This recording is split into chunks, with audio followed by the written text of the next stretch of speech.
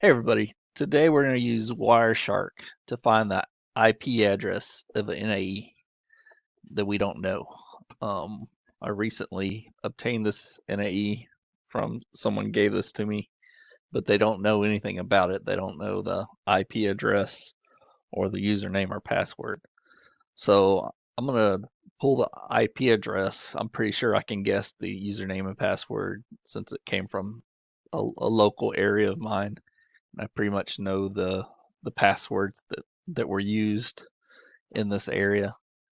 So let me show you what we're doing. Only thing we're doing to do is plug in the Ethernet, and I have this plugged in with a USB to Ethernet adapter. And I know I have my computer set up here. So let's show you that. So I'm using this Ethernet 2. And right now I have it set up for 192.168.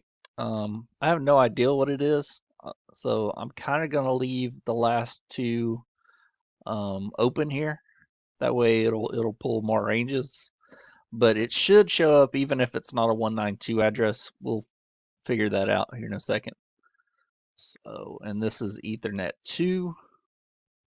So we come back here to Wireshark and we find Ethernet 2, and then we're gonna power up our NAE.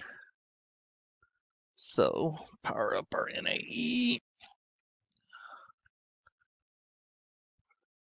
right there. We're gonna see some stuff flashing over here. I'll put this down to the bottom right hand side so we can watch it. And we're gonna watch here. And we know our address is 192.168.11, so we're really watching for something else to show up. So while that's going, we know the MAC address of the NAE is going to end in Delta Foxtrot -81. So we can be looking for that as well. And we're looking really the source. So it takes a little bit for these NAEs to start up. It could take up to 5 minutes for them to really get going. But as soon as it gets going, we should see an address here. Do.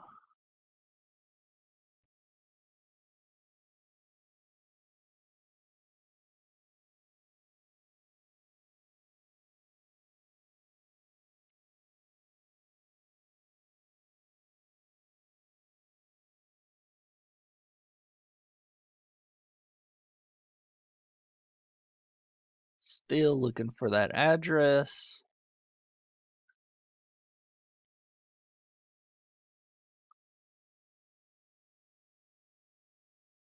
Oh, Johnson Controls. Oh, there it is right there. So it looks like it's 169.254.92.74 NAE3. So that's it right there. So to check and make sure, we'll open up Launcher and we'll log into it and see. I might have to guess at the username and password a couple times, but I'm pretty sure I can get into this guy. Okay, we got Launcher open, so let's add the IP address 169. Actually, before I even do that, what am I thinking? I'm gonna have to go and change my computer to match that 169.254.92. So let me go over here, change factor settings, Ethernet 2, properties, IP4, and let's change it to 169.254.92.100. We'll go ahead and close that down. Okay. Now we should be on the same subnet. Now let's open Launcher back up, add 169.254.92.100. 92.74. So we'll discover it found it. That's a good thing. So test and NAE, save. That way it's on. Save it here in my launcher. Let me launch it. And let me try some of the local passwords here.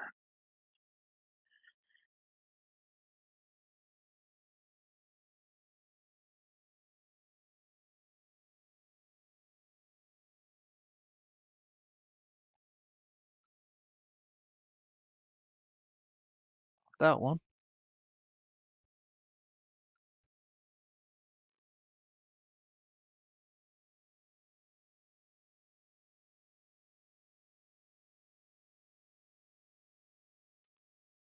That one.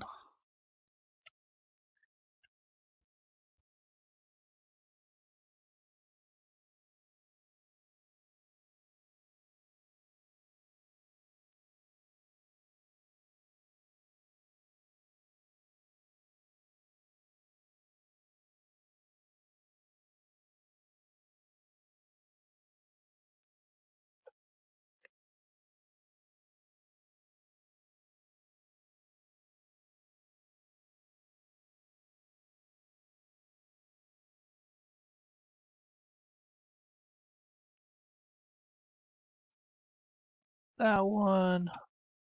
All right, let's try this last one here.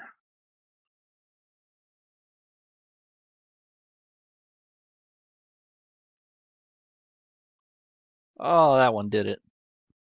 Okay, so now we're in. So that's how we use Wireshark to figure out the IP address.